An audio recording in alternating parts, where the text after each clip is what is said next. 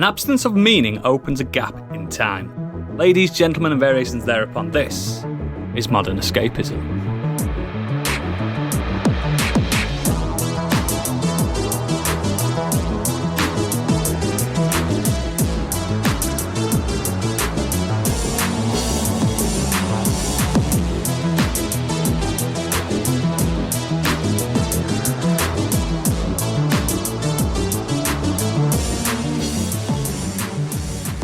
Hello and welcome to the show. My name is Oodles, 29 years in the making.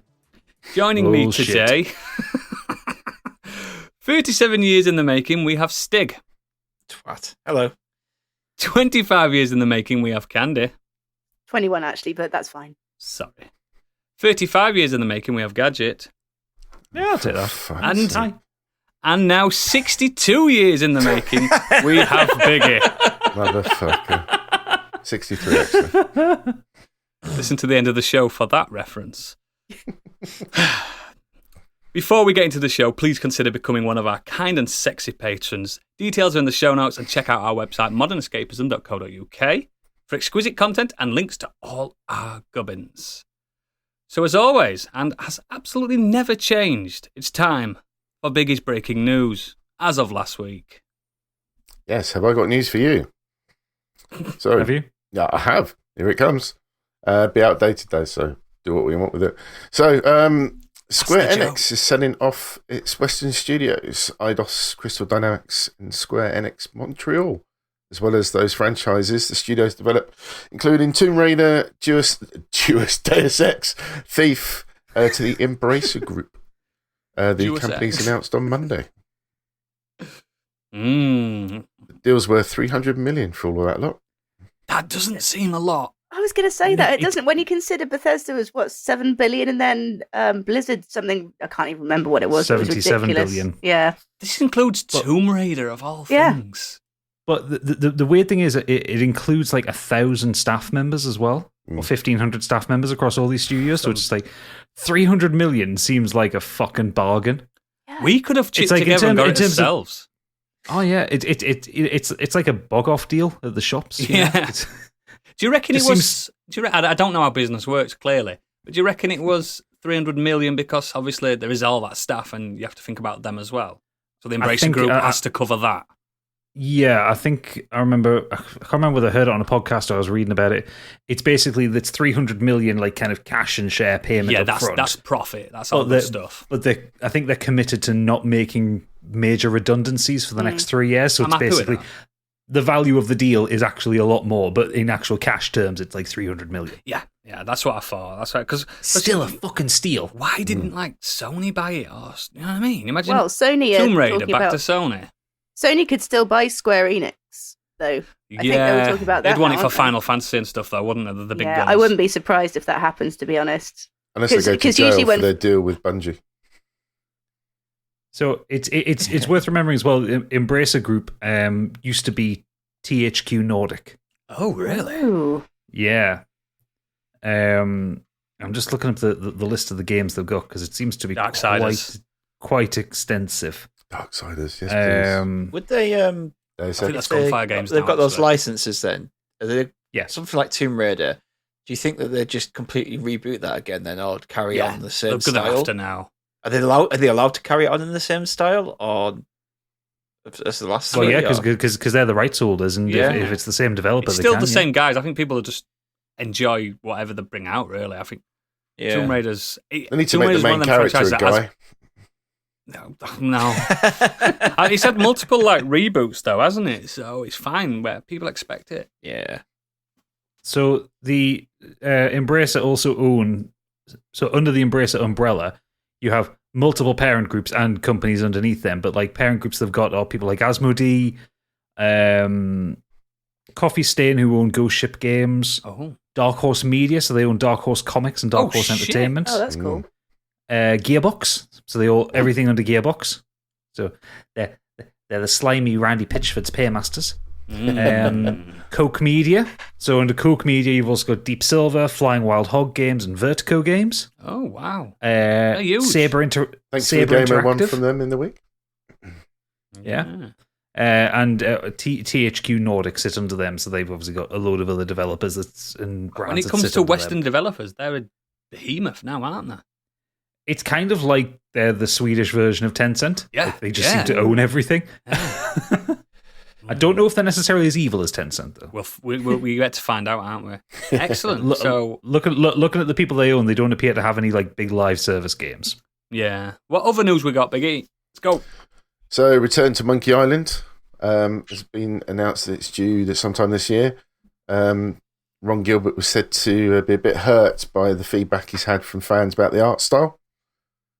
He said it's ironic that the people I quite like the art style. Who don't make, he says it's ironic that the people who don't want me to make the game I want to make are some of the hardcore Monkey Island fans, and that is what makes me sad about all of the comments. Do they want it to like Uncharted or fucking No, Last of Us?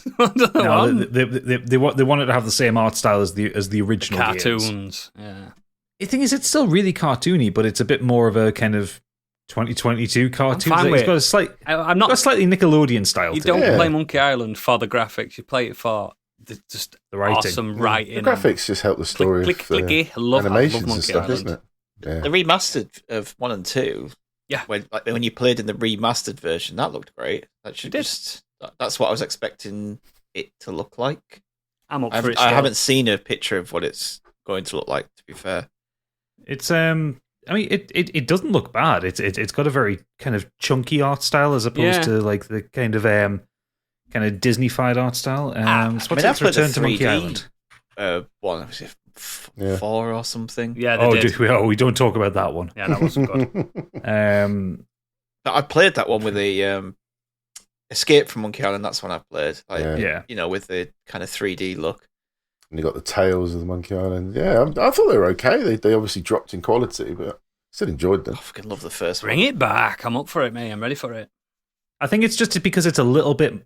It's stylized in a slightly different way to the original games. I think the hardcore fans are a little bit annoyed. The main by thing that. is Ron's involved.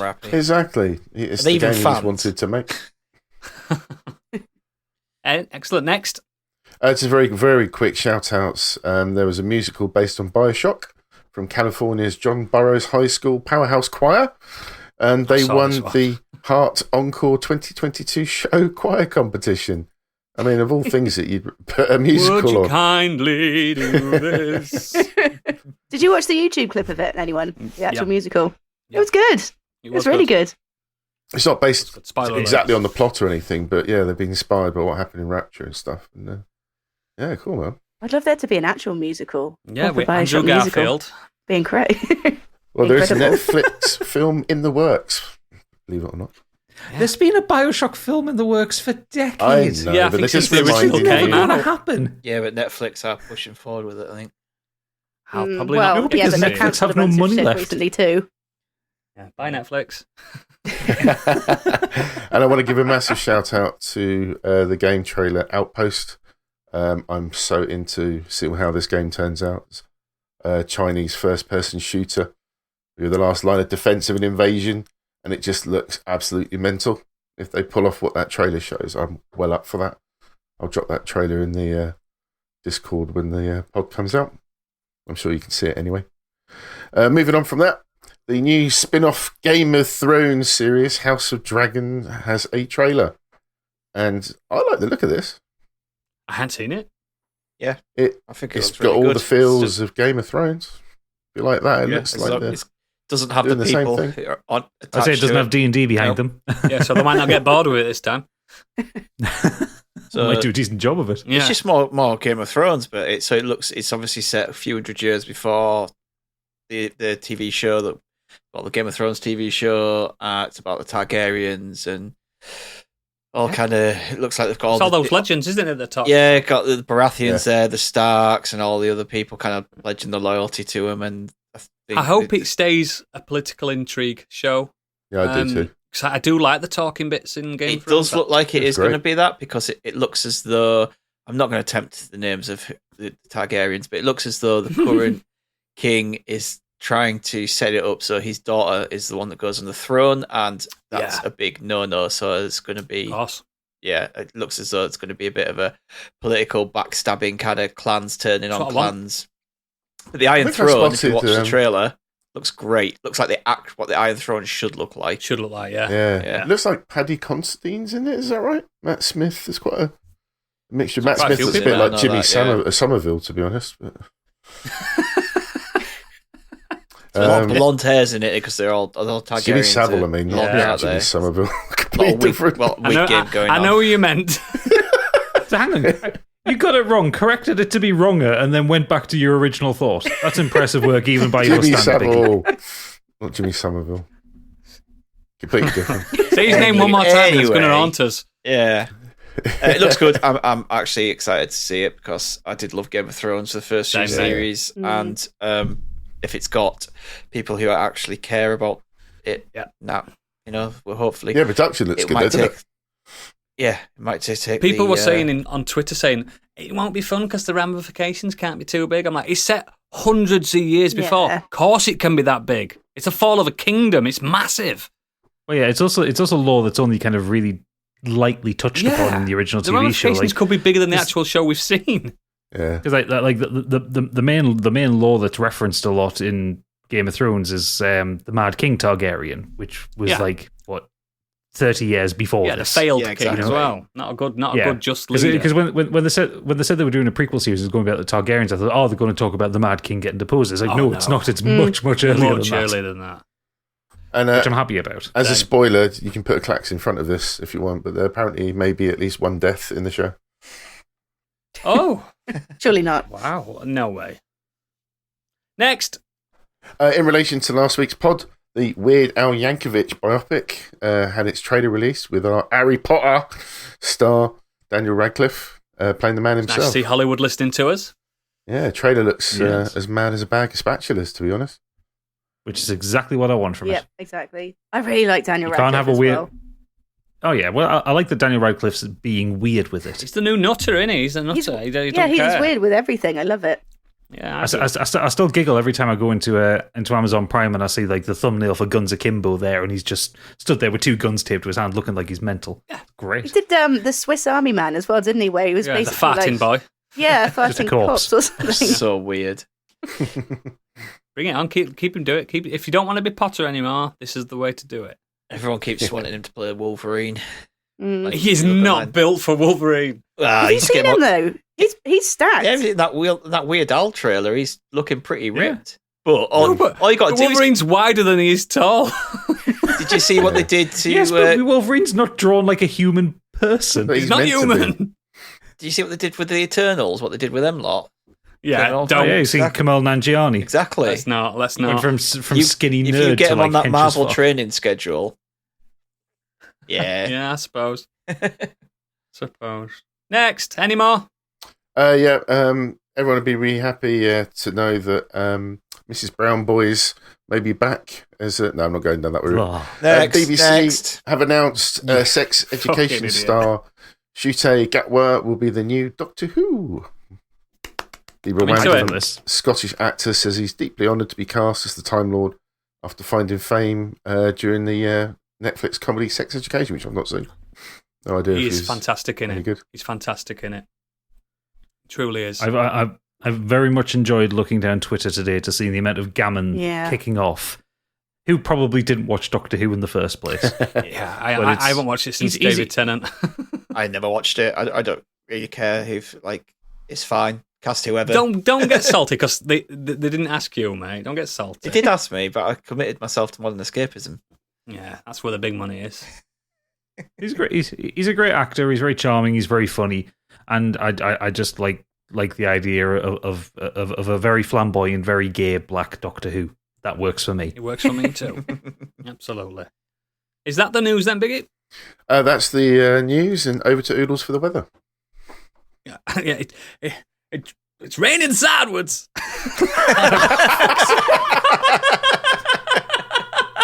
I don't know. Do you want some soup? What kind?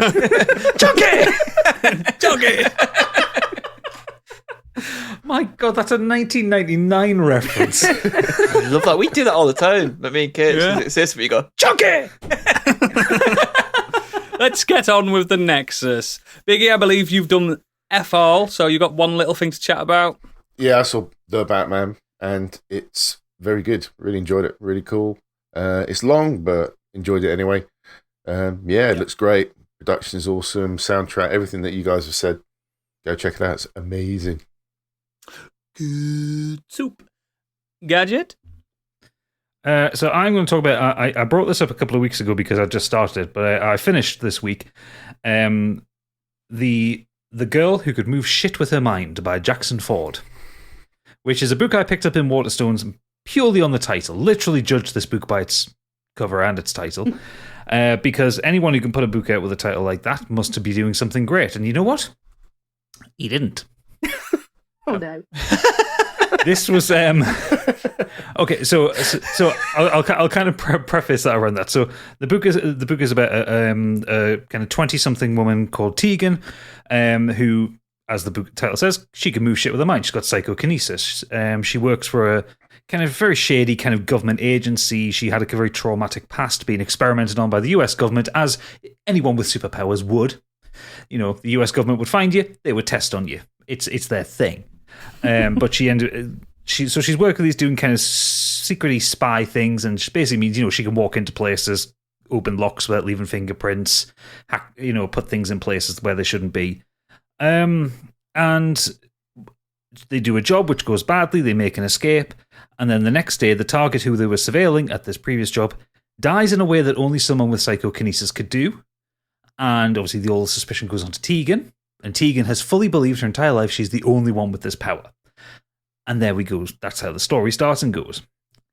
And the thing is, the book makes a very, very good first impression. It's very funny, it's very witty. Tegan as a character is quite likable. It's one of those books that's written from the first person perspective, so you basically get most of her internal monologue, and some of it is incredibly funny or endearing, or, you know, you feel bad for about some things. But then as the book goes on, and I found this a lot with people who do kind of pulpy sci-fi fantasy novels, especially when it's kind of male writers with female characters, it gets a little bit torture porny in a bad way. Because there is action happening around her and things happening, like, you know, people are trying to capture her because of her powers and stuff like that. There is a lot of Tegan being effectively assaulted in various different ways.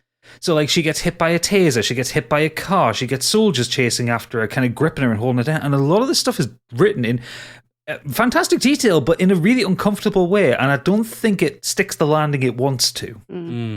There's a second perspective character in it that you basically, most of the chapters are based around Tegan, but there are some chapters based around another character. And when it's his bit of the story, it goes into third and second person writing, which is really jarring to switch from first to third person like that. It just doesn't work for me. It also suffers that thing that I think a lot of action comedy books and films suffer with when you kind of get to the last act. The writer is not able to transfer from comedy to tension properly, so you get a lot of quite horrific stuff happen in a really kind of kludgy way. And it was really disappointing because it made such a good impression, and the title is fantastic, but it doesn't stick. And I think the problem is, I think if Jackson Ford had written this as the guy who could move shit with his mind, I think it would come off better, because I don't think he's very good at writing women. Yeah. And especially with the amount of abuse that Tegan goes throughout the story, I think it would have been a less uncomfortable read if it was happening to a man rather than a woman. Simply because it's a man writing it. Yeah. It's I don't want to say it's like voyeuristic or anything like that, but it just seems excessive what she goes through, and he's having to push her through this story, and like she's constantly explaining, like, you know, a psychokinesis takes from her physical energy to use the psychokinesis, and she's having to use it in bigger and bigger ways to get out of these experiences. So it's constantly talking about how much in pain she is, how tired she is, how exhausted she is, and then bang, something else comes in, starts hitting her, and she's like being knocked to the ground by a flying mailbox or something like that. And then it goes on about how much in pain she is, and it's just like, how much of this book is this poor girl in pain for a really poor payoff at the end? And it's just like, yeah, I wouldn't recommend this book to people. You're doing it so we don't have to.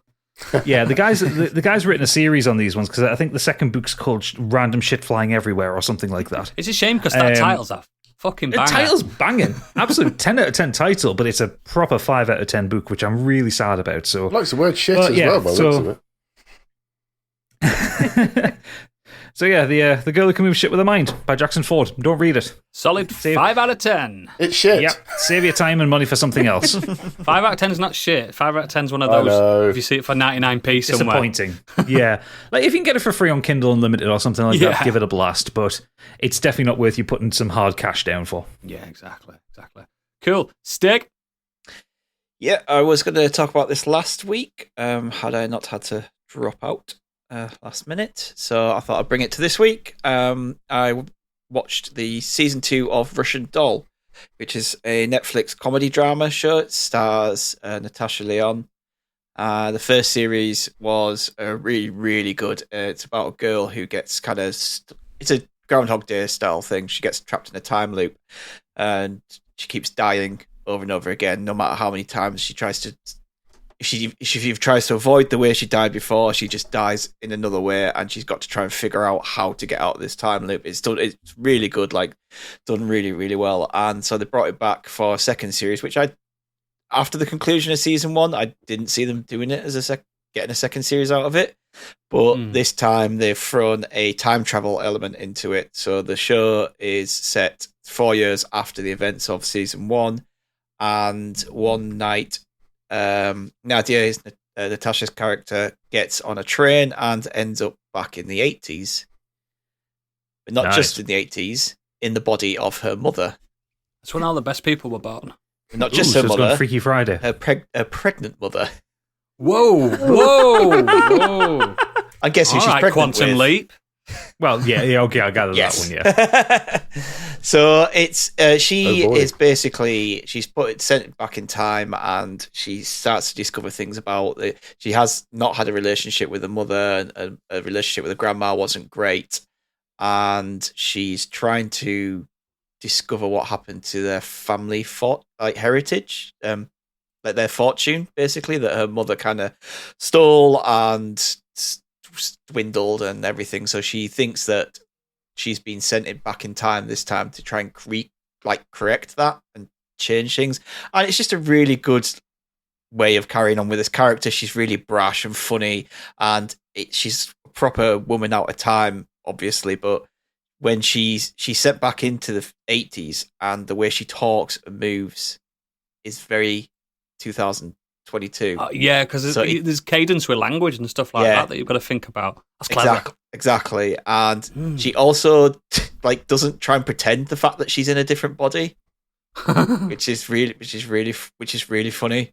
So she doesn't pretend that she's a mother. She talks to it like, oh yeah, like she's herself.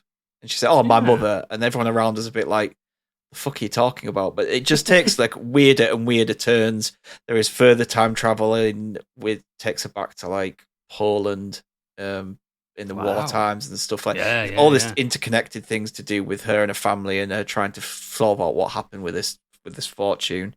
But yeah, it's really good. If you enjoyed season 1, I think season 1 is a lot better. I would recommend watching season 1 if you enjoyed that, carried on with season 2. But it's just a really good human story at the heart of it all, behind the comedy and the absurdness of it. It's at the core of it. It's really kind of deep human story. Is that the best way I could describe it? But yeah, they're really good. Really excellent. What we're going to do now, because me, Stig, and Candy went and watched the event of the month. Really, I suppose you could call it that. And we're gonna triple tag team this. Don't worry. Through the medium of dance. Through the medium of dance, interpretive dance. You've got to watch it on YouTube for that now. Oh God, I hurt. We spoiler free. We're going to be spoiler free. We're going to talk about Doctor Strange in the Multiverse of Madness. So very quickly, Stiggy, have you not seen this? I haven't. Of course I have. Oh. I said he's getting involved in it now. Come on, adjust your hearing aid. I haven't seen it. I thought Gadget hasn't seen it, but he's planning on seeing it. And most people listening to this won't have seen it, so we're going to... Oh, it's always spoiler-free, yeah. Definitely. What I want to judge from you, Candy, first is what you thought. Did you like it? I was hoping you were going to come to me first, because I think from reading Stig's opinion in our Discord that we're going to disagree. Because that's what I love. Absolutely loved it. It's gone straight into my top 3 Marvel films. Top 3? Yeah. Wow. Honeymoon period. In the top 10, to be fair. No, I don't think it is, because I thought to myself, I didn't hear that. I'm not going to pay any attention to it. When I got home, I was like, is it because I've just watched it? Sassy Candy's my favourite candy. I loved how bonkers it is. I loved the Sam Raimi-ness of it. It is fully a Sam Raimi film. If you don't like horror, I would say you won't like this. Yeah, actually, I will say that one of the first things I did when I came out of it was texted my friend who's taking her youngsters to see it and said, there are some scary moments in it. So for younger kids, it's probably not suitable. I'm not letting my kids watch it. It's by far the darkest MCU film so far, I think. But yeah, there's actual gore in it. Yeah, all apart from, I don't think they show any actual blood, do they? But yeah, there's scary, there's jump scares and there's violent bits, and yeah, it's not suitable for. I'd certainly think twice for under 12s. But anyway, I just love the absurdness of it in pure Raimi style. I loved the soundtrack. I loved some of the fight scenes, which I won't talk about because it's a really fun moment between Doctor Strange and an enemy, shall we say? And it's an enemy, and the creativity of it and the soundtrack that goes with it It's brilliant. It blew my hair back. Great. It's probably my favourite bit in the film. All that stuff isn't the issue I have with it. Yeah, no. We'll get to you soon.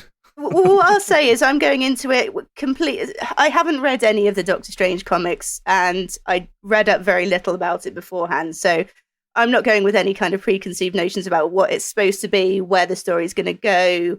To me, it was just the next film in the cinematic universe. So I really enjoyed it, not knowing, what might come of these characters. Cool. Well, I don't know if Stig liked it less than me. I'm kind of in the middle of it because I gave it a non-context 3 out of 5. Yeah. The story the main thing that I took from my trip to the cinema was I was naughty at the cinema because I was at the front of the cinema because it's the only ticket I could get, and I saw a guy drop a massive blob of ketchup on the floor, and I didn't tell anyone, and I watched 3 people slip on it throughout the event. So that was a highlight. I just sat there giggling to myself, and I thought, karma's going to get me. That's Oodle's Doctor Strange review. People slipped in ketchup. Yeah. No, I genuinely... It is more of a Sam Raimi film than it is an MCU film. I get what they're trying to do because they gave the MCU to Taika Waititi a few years back, and it rapturous applause. My favourite one. And they seem to have done it. They did it with Eternals as well. They gave it to... What's her name again? Chloe Zhao. Yeah, really good director. And she tried to turn it into her own spin, and people were saying, it feels like a DC film, and it did. And then with this, it's definitely Sam Raimi doing that Sam Raimi. If you liked Spider-Man 2, if you like Evil Dead, I think you will like this. I would say certainly more Evil Dead than Spider-Man 2. Absolutely. There's a lot of Spider-Man 2 nods in it, though. A lot of Spider-Man 2 nods. But yeah, if you like Evil Dead, you will. I think you'll give it an extra point. In the grand scheme of things, I think the world is not ready for the themes it's projecting across to everyone. I think it's too much too soon. It's a very important film in the grand scheme of things as well, judging from how it ended and stuff. But yeah, solid 3 out of 5 for me. Stig? Well, I love Evil Dead. I love Spider-Man 2. I like Drag Me to Hell. I'm a big Sam Raimi fan. I've never read any of the Doctor Strange comics, so again, I have no preconception of how this story should go or anything like that. And I thought it was fine. The visuals in it are brilliant. Wanda is fantastic. Elizabeth Olsen is she's just front and center and clearly the best thing in it. she's just she's the driving force of this film by far. For a Doctor Strange films, he's a substitute in it, isn't he? He's just the least interesting character in it for me. He doesn't seem like the main character. That's the funny thing. He definitely isn't. He definitely isn't. I think that my biggest problem really is the story, and the dialogue is really lacking narratively. The dialogue's to terrible. me, it's weak. I prefer the Doctor Strange 1 film to this. Yep. I also feel like his relationship with Christine is just weak as fuck across both of these films, and it just doesn't. It does not convey why he has that love for her. The only way I don't think Benedict Cumberbatch has ever been good with love and romance in anything he's ever done. Remember when he somehow fell in love with the bride in Sherlock? Where did that come from? Do you know what I mean? That's just shit writing. But for me, it's like if you watch the What If episode with Doctor Strange, that does a better job than the both films have done. Way better. So there's a lot of stuff about it. I don't necessarily agree that people aren't ready for Multiverse, and that I think if it's just told well and done well, it's fine. But I think they could have done more with it. Yeah, I think they could have done less with it. That's where we differ. I think there's a lot going on. I just don't think there's enough of it. I feel that I just don't want to put people like Gadgets go and see it. I don't want him to be put off by it, but I'm still going to go and see it. I just don't think that there's much difference. We go from this world to that world to that world. They all feel exactly the same. Is it the multiverse of madness or the multiverse of mundane? Yeah, you decide, Gadget, where you go. People. People know that there is a cameo in there. It's in the trailer. That was ruined by the trailer because you just sat there waiting, going, this is where he turns up. Had they not put that in the trailer, that would have been a fucking incredible moment. So, see, I somehow missed that trailer. So for me, you lucky thing. Yeah, it was exciting. Yeah, it was. But knowing that, there's some other cameos. Marvel really got a terrible run of doing this kind of thing with their trailers, though. Yeah. Like putting really impactful moments or impactful surprises into the trailers. It's not only that, but also Patrick Stewart posted on Twitter that he thanks. Whoa! Spoiler alert! It's in the trailer. In my opinion, if it's in the trailer, it's fair game. Yeah. I'm only joking. But he posted on Twitter, thanks for being involved in the movie. He did before the film released. He did. Yeah, I was just disappointed I'm disappointed with his face so far, mate. The TV is killing it with this phase for me. The films we've had one banger for me. That's it. It's not good, is it? It's not good enough for me. This personally, is the film that's made me excited for the next phase because I wasn't into it. I'm almost on kind of Marvel burnout, and then I saw this film. Like now, I want to know what happens. Isn't this? And again, obviously, I haven't seen the film, so I'm not commenting on the quality of the film itself. But because this phase has been a bit up and down with the films itself, is this not kind of like because they got to the end of the Infinity Saga and that was built up from Iron Man onwards? No, some of the phase one films were a little bit shaky, and is it not because they're setting up for the next 3 phases or whatever? It feels this one's to me a bit shaky. Like the best writers are doing the TV stuff. That's what it feels like to me. Because a lot of these films, like even stuff as Eternals, would have been better if it were better written, if they were a bit more. I don't know. Eternals needs to be a TV series. Yes, not a film. They came out of nowhere, and it's not fair to do that to an audience, in my opinion. You can't just expect people to know who the Eternals are. I've learnt that coming into this as someone that does know what everything is. Like I was sat in the cinema watching this, and a certain thing happened, and I was like, "Ho ho!" and no one else did. And I felt like a fucking This is also idiot. the problem where they're getting outside of because the Infinity Saga is pretty well known by non-comic main people. Yeah, but like this kind of multiverse stuff, and they're bringing in the deep cuts. Oh, there's some deep shit in there. I love that. I just don't think they did a good job with it. Oh no, I know, but like there's a for instance, like there's a film coming is it Kang the Conqueror? Like who the fuck knows who he is? Who doesn't read the comics religiously? You'll know who he is if you watch the shows. Well, no, but you know what I mean. Like he isn't out. Yeah, he's not one of the main Avengers characters. What you've got to remember, and me and Stig have talked ad nauseum on this. Nobody knew who Thanos was. Well, true, yeah. And he became everyone's favourite villain since Darth Vader. Get what I mean? This could have happened. They just need that build up again, but the momentum on this phase is just off kilter because all the good stuff is on the show. It's in the shows. One of the biggest problems with these kind of movies as well is that when you have a villain, if you take something like Deadpool, the villains in that are shit. You know, sometimes it's not about them, is the villains aren't the star of but it. It's Ryan Reynolds. But it's just trying to build up a movie. And I think sometimes when you're doing superhero movies, there's not enough time to get that plot done properly. They're rushing everything. Trust me, with Doctor Strange, it's not the villain that's the issue in that No, film. but I'm just talking in general. I just think there are issues that you have with superhero movies when they hit or miss. I think it's a lot to do with what they're trying to convey in that particular story in that short period of time that they've got. That's why the TV shows work better, because they're longer. They can deliver that. Yeah, me and Stig say that all the time on our show. I love the 6-parters they're doing. They're not dragging it out to 12 or anything. 6 seems to be long the magic enough number for me. to get that story across, isn't it? Especially when they're like an hour long as well. That's just the extra kind of couple of hours you need, I think. Yeah, because people saying, like, I've been seeing people going on about Daredevil's the best thing Marvel show that they've done, which could be a fair point because Daredevil is a really good fucking show. It's a really good show. But it's 10 episodes, and at least 3 of the episodes could have been just like this is just filler, absolute filler shit. Totally and agree that's with in every series. So the 6-part series is good, but back to Doctor Strange. I think for me, Loki and Spider-Man No Way Home just did the multiverse kind of variant stuff a lot better. I don't know what it was. I feel a bit broken that I'm kind of not enjoying this phase as much. I'm with you, mate. Don't worry. Without spoiling it, in Multiverse Man, are they doing the multiverse stuff differently to how they did it in Loki? Because I really like the approach of doing it in Loki. It's way different. It's as if it didn't mean anything. Right. Yes, exactly.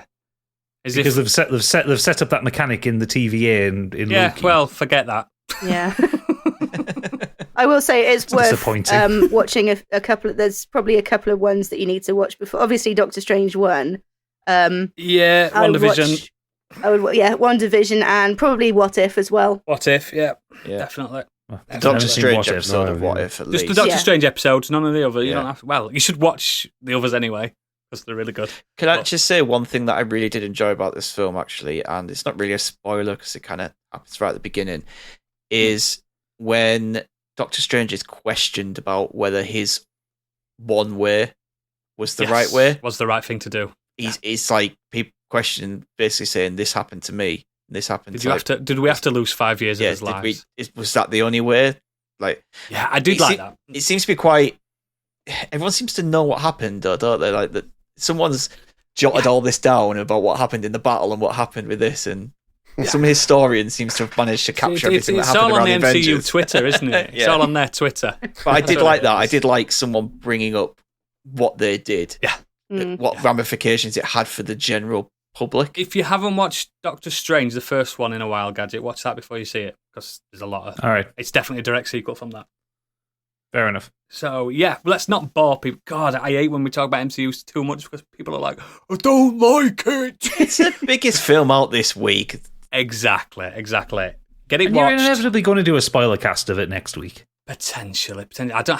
Me and Stig aren't really like that buzzing about it to do a spoiler cast. That's the thing. See what you think, Gadget. I'll do one with you if you enjoy it. We can all do it. I'd rather us all do one, so we've got some positive spins on it. But Gadget, I can tell you one thing about this film. Stuff about it, but... You're going to love the music in it. As a music man that comes from down your way, you're going to fucking love all the music in this. I will say the MCU stuff has generally gotten better and better with music over the years.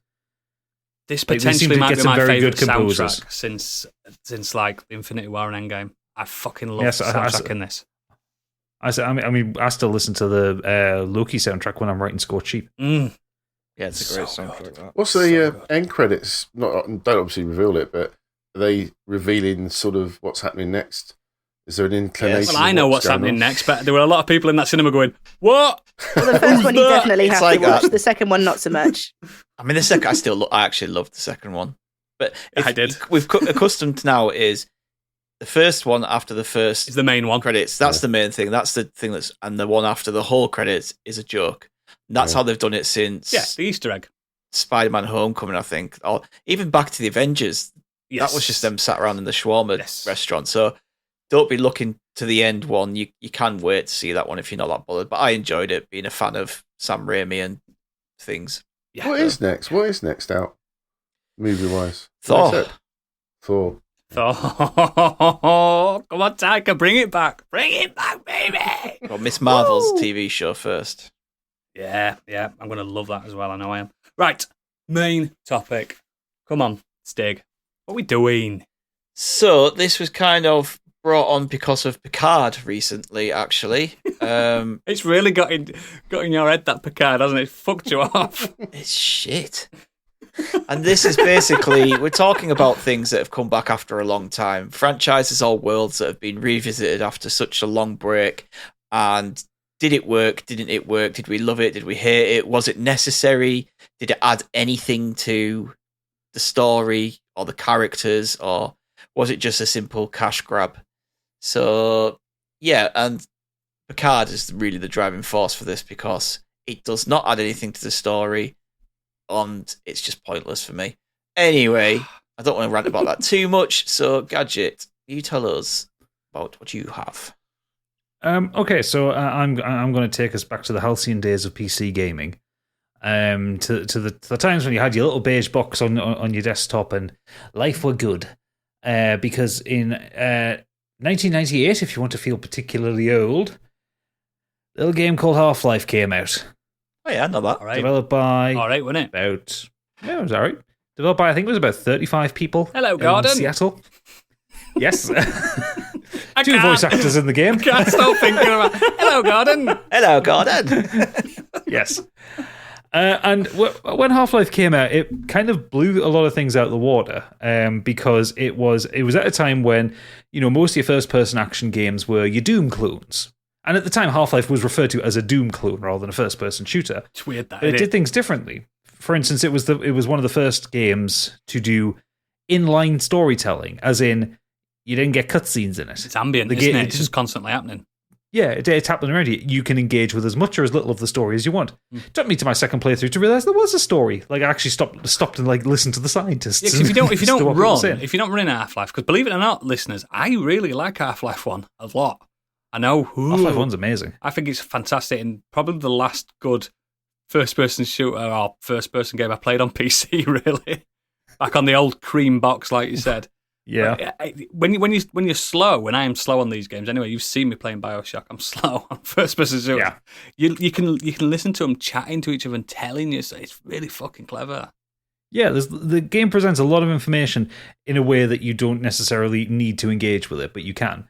So that became a bit of a revolution, and it kind of changed the course of first-person game development, and actually a lot of action game development, because a lot of games moved away from the idea of taking you into a cutscene to tell you a bit of story and just let you have story in situ. Then there was a bit of a break on it. There was about 6 years. There was a couple of expansion packs came out made by Gearbox and Raven. But then Gearbox? I didn't know that. Yeah, Gearbox did Opposing Force. Randy Pitchford's first game. Blue Shift, is that? Blue Shift. I think Blue Shift was the Raven one, or it might be Half-Life Decay was the Raven. I got one. Blue Shift on a dodgy gold disc. Remember them? Oh yeah. I got him in the pack. Blue Shift was Gearbox. Came as a pack with Half-Life 1, Opposing Force, Blue Shift. Did it in a big box? And yeah, I think Counter-Strike. I played a lot of Counter-Strike. Yeah. I played a lot of that because that's all I had. So in 2004 then, so a nice little kind of 6-year gap, Half-Life 2 was released. And this one changed gaming again. It upped the production values. I remember the first time loading it up and seeing that opening cutscene with the G-Man kind of talking to Gordon. And incredible. For the Absolutely time, incredible. the graphics, it just looked amazing, didn't it? But it wasn't just the graphics, it was the facial animations, like seeing how they animated him talking to you. But this one changed things with physics. It added like real-time physics to the game, where physics were normally kind of pre-programmed cutscene kind of things that happened within games. This one, I remember that first thing, you're going through the train station and the Combine Soldier comes and knocks the can over and just pick it up. And it was just like, oh shit, you can pick it up, you can throw it at his head, you can drop it in the bin, everything. Yeah. Do you know, I bought a new PC just so I could play this game as the... So did I. At the best... What best year was spec it, sorry? Say that again. 2004. You bought your own PC in 2004. Someone's earning. Yeah. I was 19 in 2004. Were you? Fuck. Yeah. I weren't. Biggie was 20. Oh, sorry, 18. I was 18 in 2004. But yeah, either way, I was earning. Don't go there. Fuck. And by earning, I mean wasting student loans. Worth it. Oh, absolutely. And the following couple of years after that, you got the two expansion packs, Half-Life Episode 1 and Half-Life Episode 2, which left on a lovely little cliffhanger that they never resolved. So that's why people are crying then, isn't it? Yes. I didn't know there was a cliffhanger. Yeah, there's a very big cliffhanger at the end of I did not Half-Life know Episode that. 2. Now, if someone had just briefly told me that rather than tell me, you're the fucking wrong'un, just tell me this. I mean, you are wrong. Yeah, just tell me there's a cliffhanger and I'd understand why people are crying. That's terrible. So Half-Life Episode 2 ended on a cliffhanger. What? And then time passed. Yeah. Lots of time passed. Time. Until 13 years later, as the world was locking down into a pandemic, in March 2020, it was announced that Valve were releasing Half-Life Alyx. A virtual reality game. And I mean, we all lost our collective shit because wait, hang on, no, Half-Life game made by Valve. It's real. Bringing back Alex Vance, who was your companion throughout Half-Life 2 in VR. And I got my Oculus Quest like kind of late on in 2020 specifically to play this. Like, granted, there's some great things I can play on the Oculus, but I bought it to play Half-Life Alyx as soon as I could afford it. And it's incredible. It's so the thing with each Half-Life game is they've pushed technology forward in a weird and unexpected way. So, like I said, with the first, that's why I kind of went through in the first Half-Life. It was the method of storytelling. You know, like the levels weren't any more impressive than anything in like Unreal or Quake or anything like that. You know, they were kind of big, just lots of big boxes, some set pieces and stuff like that. But it was still, that was kind of the way the levels worked. But it was the way it told the story. In Half-Life 2, also Zen was terrible. Zen was fucking awful, the end level. Half-Life 2 pushed things forward in terms of real-world immersion and physics. It gave you a lot more tools to interact with the world, and it gave you a lot more realism in terms of character animations and faces. And then, when it came to Alyx, like, my computer is not particularly powerful. It is not the most powerful computer in the world. I don't believe you. It really isn't. I last upgraded it in 2019. And even then, it wasn't amazing in 2019. I put the headset on and I played Half-Life Alyx, and it's the most real-world game I've played ever. I don't know what they've done to do it, but even on my kind of like creaking old PC, it plays and looks like the real world. Like I don't know if you remember, I streamed it when I got my Oculus, and I streamed an hour of it for us. And there was a point where my Twitch setup in VR had started to go a bit squiffy. So I thought, okay, I need to come off the headset and just change some settings. And I went to put the Oculus controllers down on a desk in the game. You've clearly not played Gone. That's the most realistic game I've played on VR. I've played Gone. But yeah, it's like, it's so immersive and so realistic and so fucking scary. Like it's I think without deliberately trying, apart from maybe one or two sections, it is the most horror game I've ever played. Really? There is so you get a section quite early on when you're kind of creeping through the sewers, and you come to a place in the sewers, kind of like an end point of it, where there is a person who's been caught by one of the limpets, you know, the things that hang from the ceiling. Strings. Yeah. Oh, yeah. Also, they're terrifying in VR. They're terrifying on the original Half-Life. That wouldn't that worse in VR. Yeah. When you get pulled up by him. You walk into this room, and it's staged as basically, you know, this is a murder room, because basically this body is hanging from the limpet. There is a torch behind him, so he's in silhouette, and the rest of the room is dark. And you walk up to him, you pick up the key for the door that you need to get to, you turn around, and you hear the sound of head crabs coming. And I shit myself because it is so set up for a scare. Yeah, they're coming for you. Well, what you don't realise as well when you're playing Half-Life is head crabs are the size of a dog jumping at your head. In VR, that's awful. You don't like spiders, do you? No, I do not. So the black armored ones that poison you, they're even worse because they've got long, spindly legs. There is a sequence kind of later in the game where you have to meet Jeff. Jeff is awful. Jeff is a creature that has been mutated by the Combine. You're not finished it, Steve? And no. Jeff is a blind monster that can one-shot you. And you find him in a bottle factory. Oh, no. So you have to go and puzzle around while you've got this creature doing the kind of like random around looking for you. A little bit like, like any number of fucking horror creatures that happen to be blind. Is it like the old hero in Demon Souls?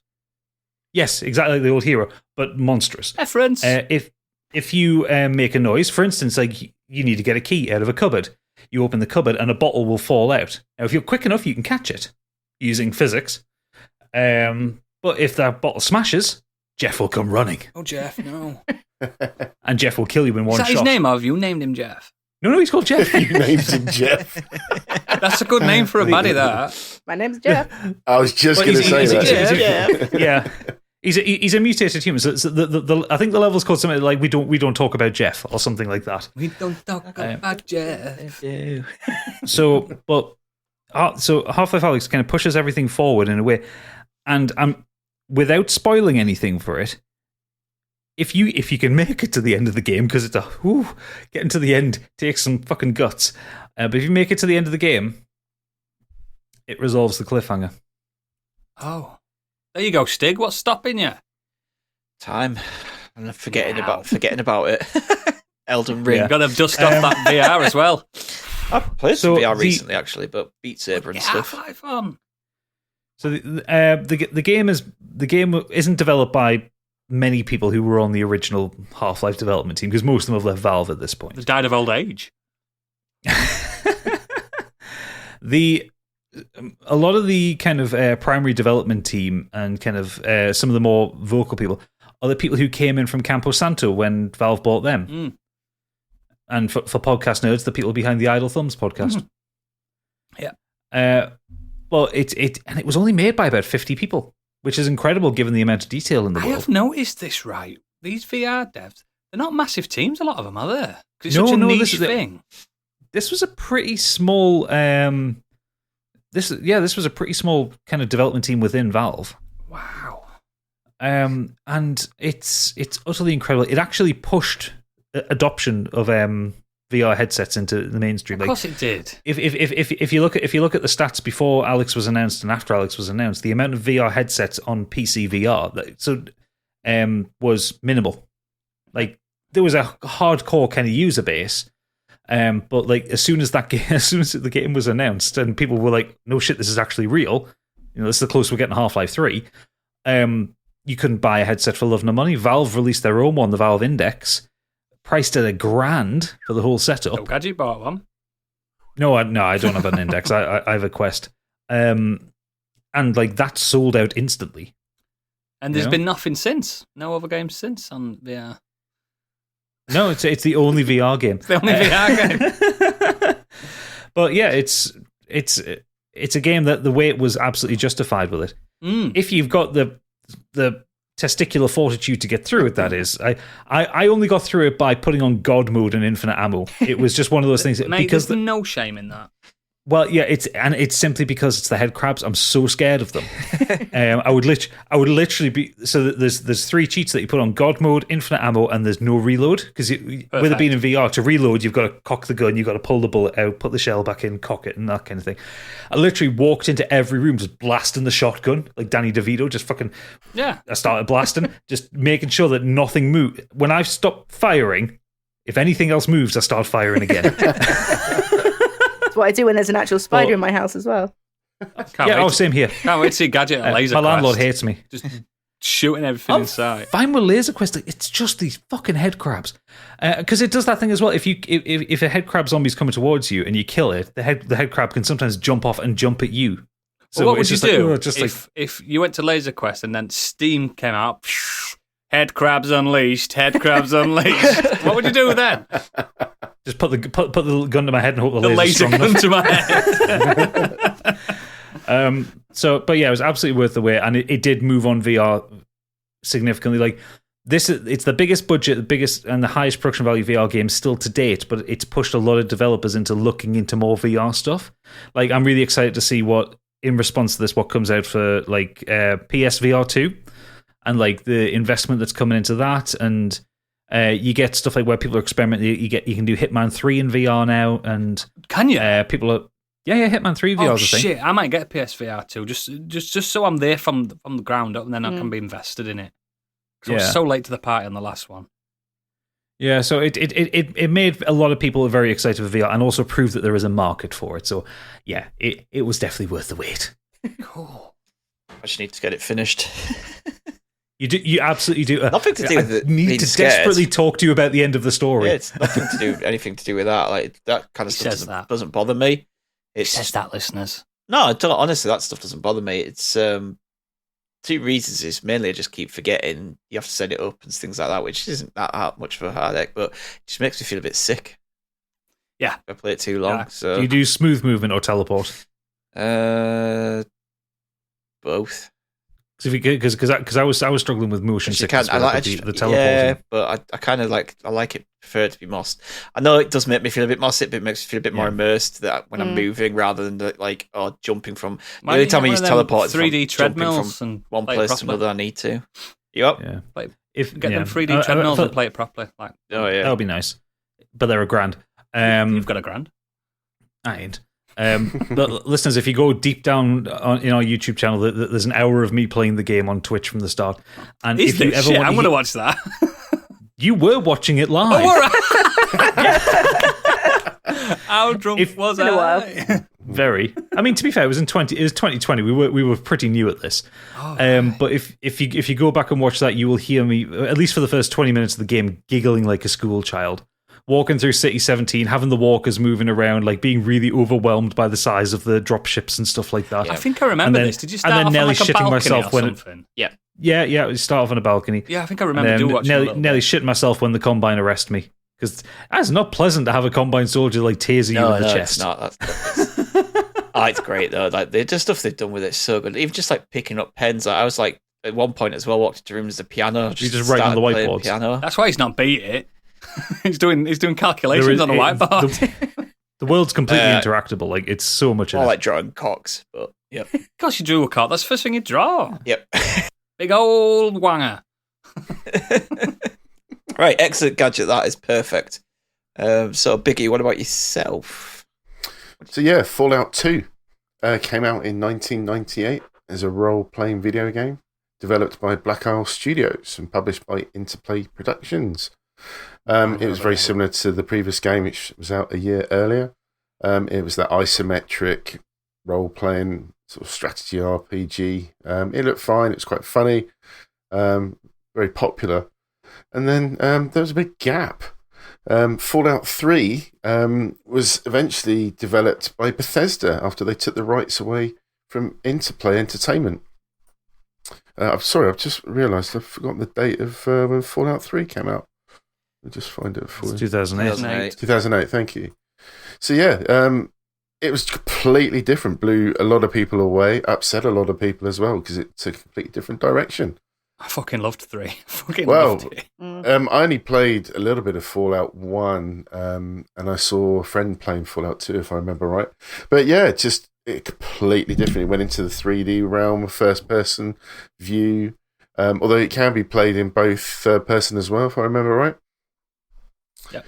But yeah, it was released worldwide in October on Windows, PlayStation 3, and Xbox 360. What I love about this game, as soon as the tutorial is sort of set with you as a kid, born, you see your father sort of talking to you. You learn how the movement not just works any in the dad. Games. It's One the of Liam best Neesons of dads. Liam Neeson dad. Absolutely. And it was just a really nice, simple but clever tutorial. And then once you eventually step out of the vault into the worldwide, what's wrong with me today? The wide world. It was horrific. It was just horrific. It's my favourite Vault opening that they've done, that one. It's brilliant. It has that really long drawn out of the gears pulling back. So good. Yeah. I tried it again in 4 and it wasn't the same. No, it was still pretty good in 4. Their reveal moments are quite good, I think, with the Fallout games. I prefer 3. There wasn't one in New Vegas that much, was there? Because you don't start in a vault in New Vegas, do you? No, you just start in a grave, don't you? Yeah. Spoiler alert for the beginning of New Vegas, guys. But yeah, because the viewpoint was so different, it just got you into that world immediately, and it's a horrific world because literally around every corner there was some danger of some sort, some weird character that you would meet. And if you go onto the internet and just search around for the horror stories of all the various vaults that are scattered around the map, there's some really dark stories written into this. There's cannibal ones and stuff in there. Good. I love the Garys. I think the Garys was in Fallout 3. Garys is great. Did you not?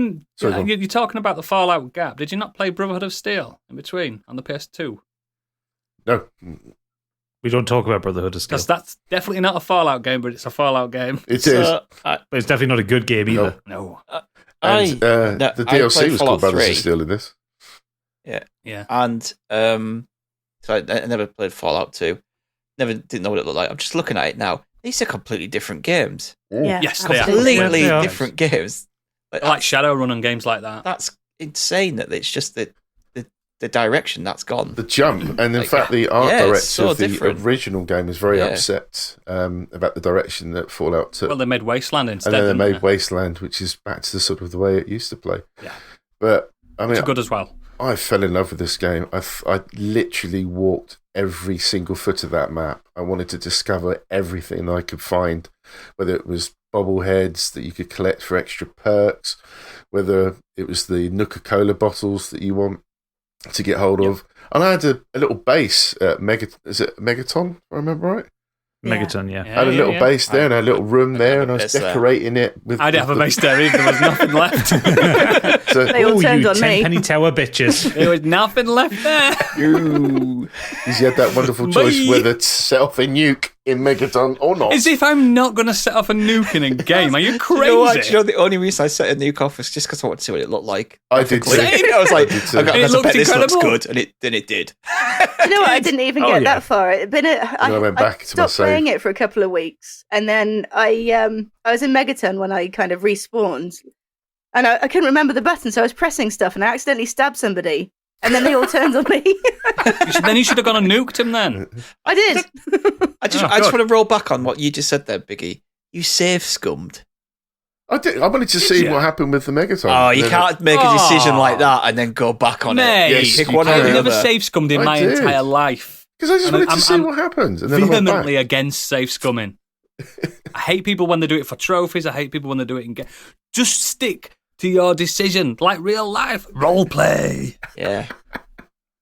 But yeah. Terrible man. Because I got the Game of the Year edition, I think it was. So I was a bit late to the party because, again, I wasn't really a big fan of the original game. So hearing so many good things about it, I ended up getting that. So obviously it had all the DLC. And if I remember right, all the DLC was already there on the map. So literally, depending on where you went. Mothership Zeta, that was so good. Unlocked things, yeah. The mothership was fantastic. I loved the pit. The pit was fantastic. The pit was so good. I didn't expect it to be that big. Yeah, and the DLC were massive, absolutely massive. So it was totally value for money, without a doubt. The VAT system was great, where you could either shoot as if you were playing a first-person shooter, or you could use VATs to sort of slow the game right down. Kind of turn-based-ish, wasn't it? Yeah, and it was still still because moving. the shooting mechanics in the Bethesda engine is terrible. It Any is. mechanics in that engine's terrible. And Todd Howard, thanks for that. But yeah, the VATS technique was fantastic. It was great to slow everything down. You could target parts of the body. There was tactic to it as well because it made your weapons worse, didn't it, when you used it? Yeah, I was a big fan of there was always weapon degradation in it. Did it even if you didn't use VATS? Yeah. Oh, right. I'm sure there was a boost to it. If you used VATS, you degraded quicker or something like that. Sure it is. Prove me wrong, listeners, please. And then the perks that you could pick up were all sorts of things. We had little sort of mini powers, whether you were immune to radiation. Lead belly. What was the Is it the Unknown Stranger or something? I can't remember his name. Mysterious Stranger. He used to whistle and then it just one-shot everything. Great. He was fantastic. Dun, dun, dun, dun. Especially because obviously it was nice when you just turn up in a normal battle, but when you're actually struggling, you're about to die, and then he turns up, it's like, yes. He was dressed like the guy in Thor, the robot guy. Yeah, it was like he looked like a spy, doesn't he? Yeah. Detective, spy. Which gives you a very nice little sub-quest if you pick Mysterious Stranger in Fallout 4 and you've got Nick Valentine with you. Oh, I didn't even notice that. Oh, wow. Oh, yeah. You get little bits of dialogue because one of Nick Valentine's quests is to find the Mysterious Stranger. And so, like, if he pops up in the middle of a VATS fight, and you'll get a voice line from Nick going, "Damn it, I saw him again and I missed him." Oh, that's so cool. Don't make me try and play Fallout 4 again because I don't want the beginning again. But yeah, play it on PC and mod the beginning out of it. Yeah, mod the fucker out to get rid. But I love it will this run on game. my laptop. I absolutely got everything I could get out of that game and was thoroughly Fallout full. It's a banger. It's a really banger. To the point, unfortunately, that when Vegas came out, I couldn't play it because I just had done too much Fallout. There was a little gap. Vegas Fatigued came yourself. out. And I still to this day, I've never gone back to playing Vegas. One day. Mate, Vegas is so Vegas. special. So it's actually New Vegas is the superior game because good as Fallout 3 is. Yeah. New Vegas has that Obsidian writing to it. It's so special. Got Chris Avellone writing. Oh, it's so good. I do feel like I should. I've still got the save. Stuff like that. I can always go back to it and maybe just start again. Who knows? But fucking love it. It ran like shit though. It did. Yeah, it runs fine now though. Especially probably, yeah. But in November 2015, Electronic Entertainment Design and Research had a look into how many copies they think it sold, and they reckon back then it was 12.4 million copies. Not only that, but the fans were very unhappy. The big die-hard Fallout fans. There was a support network, I think they were called, a fan site called No Mutants Allowed, criticised the direction it took from the originals. But obviously, I guess they were sated when Wasteland came out. Fallout. I don't know when. As soon as you said that, I had a picture of what those people looked like. I think we can all agree they all looked exactly the same. And people on a bulletin board pining over a 10-year-old game. Yeah, I bet they look like the comic book guy from Simpsons. Yeah, I was imagining. Actually, and Fallout 3 won Fallout ever several awards back then. IGN gave it sort of Game of the Year, and GameSpot gave it Best Role Playing Game, and so on. And eventually, it actually has been. Where is it? I had it written here. In 2012, Fallout 3 was exhibited in the Art of Video Games at the Smithsonian American Art Museum. And in November 2015, it's been made available on Xbox One via Xbox Live as part of the titles dedicated to backward compatibility. So it's available to everybody everywhere if they want to play it. It's rated. I bet that runs really nice on Xbox, doesn't it? Now? Yeah, it came 10 in the top 100 RPGs of all time list. I mean, it's beautiful. It's a lovely game, and I thoroughly enjoyed it. But yeah, what a direction it took from the original. Totally. I think the first two are on Game Pass. Yeah, I think they're all on Game Pass now. Yeah, everything is pretty much. No, I've never played the first. I've never played the first two. I need to play them. I like two. I like two a lot. I wasn't massive on one. I thought it were too difficult. But two that's what everyone says. Apparently, in the instruction book is basically like a big tome. Oh yeah, it's like D&D playbook. It's fucking ridiculous. But two's really good. They're both old school CRPGs. Oh yeah, it's the same. It's like going back and playing Baldur's Gate now. It's just like it's fucking hard. Icewind Dale. Oh yeah. So like, but they are worth playing. I played through 1 and 2 a couple of years back. Yeah, I like them. And it took a while. Yep. Then there's not much in those games, but they're really fucking long. But you can also play dense with things to do. Wasteland because they're just as good. Yeah. Writing's not as good, I don't think personally, but I mentioned it before. Wasteland's bangers. I was disappointed with Fallout 4. I enjoyed it a little bit, and it didn't feel like it was much more of a step up from 3, in my opinion. But again, maybe I should revisit it. It's just that beginning of the game, like the first 10 hours is dull, and then it opens up and becomes a really good game. That's the problem. You got to get past what's his the narrative. The narrative. What are the guys? The guy with the cowboy hat. Minutemen. Preston Minutemen. Yeah. God, fuck off! Fuck off! But apart from what happened with 76, it's been very quiet since then about what they're going to do with this franchise. It'll be 76 to see what happens. Banger, isn't it? Apparently. Do you know what I would be? surprised if we don't see anything around June to do with Fallout, because there's a TV show coming out. They've started filming it, and I think they'd be silly to not at least have some remasters coming out around the same time as that TV show. So just maybe get 3 redone, yeah. Well, just redo 3 in New Vegas in the Fallout 4 engine. Yeah. That'd suit me fine. Well, that's already been modded, hasn't it? They've already done Yeah. New Vegas in the creation engine just by modders. But yeah, they need an official one, and I'd be very surprised. Or not do if it in the creation engine. Yeah, ideally. It needs to go back to Any the engine, single player game. It can't go multiplayer again. I think that was a massive faux pas. Mate, people still play 76. It's Do got a they? market. It's got a community. Do I they? played it hardcore for about a year and a half, and Yeah, people play it. It's got the Fallout. got more first- players than Halo multiplayer at the moment. Tell you that much. There's nothing that tempts me back to it. Put it that way. I played it. I got as much as I could out of it, and no, not anymore. I've had enough. I've learnt my lesson. Great. Good one. A very good one, that Biggie. I'll go next. I'm not bringing a game. I'm talking about a novel, or a series of novels. So in 1995, Philip Pullman brought the first novel of his Dark Materials to the world in the Northern Lights. Subsequently, The Subtle Knife and the Amber Spyglass in 97 and 2000. They are outstanding pieces of work, especially for young people, young children novels. It tells a story of Lyra and Will as they kind of hop between worlds, trying to evade the Magisterium. It's just basically their version of the church. And it involves things like witches and armored bears and the spectres and weird cow-like creatures rolling around on big nuts. It sounds it's crazy, but they're What? Say what?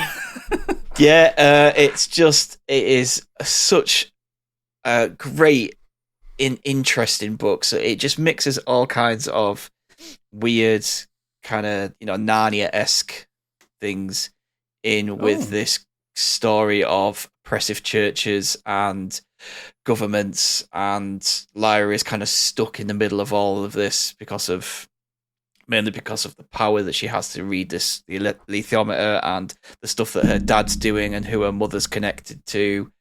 And it kind of goes in places which a children's novel you wouldn't expect. There's some real big themes in there, especially in the third novel when it starts to talk about angels and God and demons and that kind of thing. And we must kill God. Pretty much. I do like that trope. I know it is a trope, but I kind of enjoy it. But what drew me about this as well was not just the world that it's set in, is that Lyra comes from a world where you have what is known as a demon, which is in essence a kind of part of your soul, but it manifests itself in an animal who is always with you.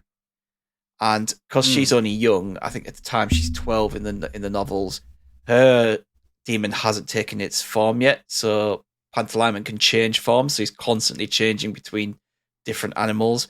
But it's really interesting when she meets adults and stuff in terms of what their demons are and what they've settled on. Does she know the name of the demon and remember it?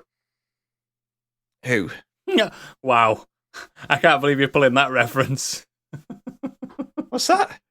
It's a Scorched sheep reference. Scorched sheep. Oh, okay. Yeah.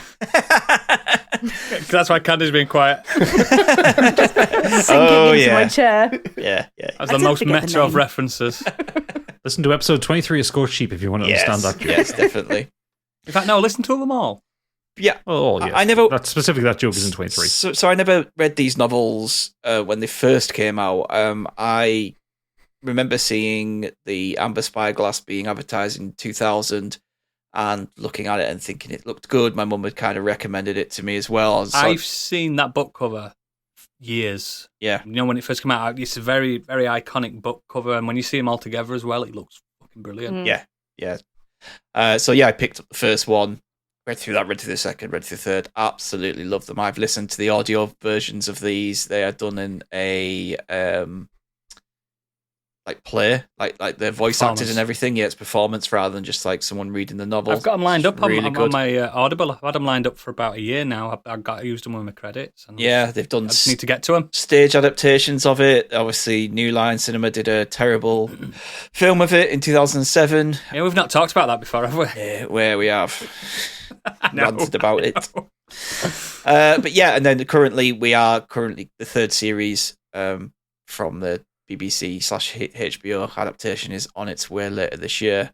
You liked that, didn't you? Yeah, really liked it. I thought he's like brought it to life really well. Like really well cast. Is Daniel Craig back on it? No, it's James McAvoy. Oh, is it? Oh, I like a bit of. He McAvoy. plays that character better than. Yes, he does. He did anyway. Much it still better. didn't hit for me, but it was better than the film. I like McAvoy. He's really good. I'm unlikely to read the books. I don't know he listens to the show. I'm unlikely to read the books. Is it worth me checking out that TV show? Yeah. I really like the TV show. I like the adaptation. I don't read. Of it. Don't have time. I can't read. But yeah, so that kind of finished in 2000, and then he did like a little kind of follow-on story. It's a tiny book. It's not even a novella. It is literally It's like an epilogue. Yeah, like a separate little book called Lyra's World, which kind of just tells the just how she's feeling after the events of the third book. And that's it. Don't really get any more. And then he announced that he was coming back to that world with the Book of Dust. So in 2017, we got the first Book of Dust, which was called La Belle Sauvage, which is kind of a prequel. Well, it's not kind of a prequel, it is a prequel. So it is set when Lyra is a baby, and it focuses on Malcolm, who kind of ends up having to take care of Lyra due to various things going on. She ends up just being in his possession. Like, he has this baby and he does everything he can to protect her, and that is kind of setting up where the story then goes after in the second book. So Is this the guy in the Arctic at the beginning? No. So this is... Oh, is that somebody else? I've seen that film, but I just can't remember. Nothing to do with that. Oh, right. These books have come out 17 years after the novel was finished, so the character Malcolm was never conceived back then. He is a brand new character. Fair enough. And it just kind of sets the tone and who Malcolm is and what his connection to Lyra is, and he's kind of a protector for her. And then The Secret Commonwealth is the second book that came out in 2019, and that takes place after the events of His Dark Materials. And this is kind of where we pick up from Lyra on her, continue with her story and dealing with the after effects and kind of the trauma of that and what happens between her and a demon in it. And I really don't want to spoil it because it is a massive thing that happens between them. But suffice to say, they aren't getting on at all. There is conflict between the two, and it just develops the story further. It pushes on the story, as you'd imagine in this, like the magisterium, people like that. They're still around. You know, they are, as I say, they are essentially just the Catholic Church. You know, they might have done something in this part to defeat a section of it, but as a whole, it is still a huge thing around the world. So they're still in there kind of causing her problems. It pushes her out of Oxford and further into the world, like across Europe and into what is essentially the Middle East. But just telling the story along the way, and I really, really enjoy them. It's a worry when you come back to a story like this, especially so many years down the line. Was it worth the wait then? Because I know it wasn't exactly the 17 years for you, but... Yeah, because it's one of those ones where I actually would... I have a problem sometimes with novels. When they end, I still want more. I still want... Same. I want more. Same, I want to be with those characters again. I want to be back in those worlds.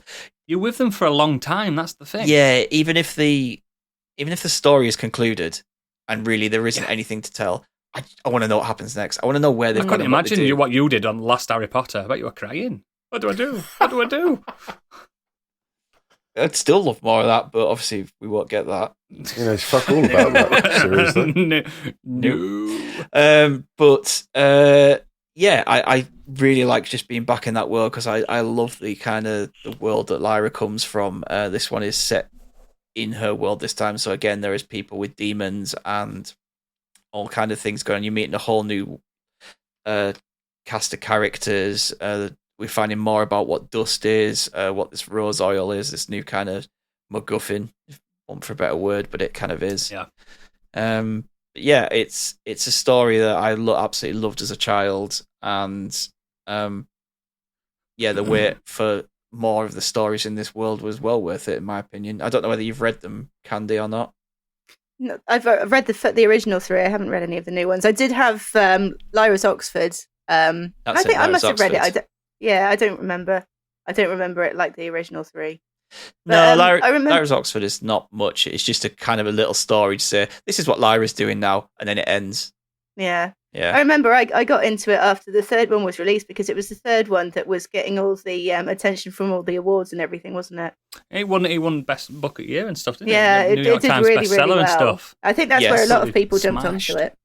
Yeah, it's kind of been like viewed as one of the most important novels of the last 70 years for children. It's like within the top 10 list or something of that. I think my nephew, they're reading it at school. That's how important these are now. They've become the new, when you do it in English, and you like when I was younger, it was Lord of the Rings. I won't be doing that now. Yeah, it's too long for teachers to read. I can understand why though, because some of the themes that it deals with. Sorry, Stig.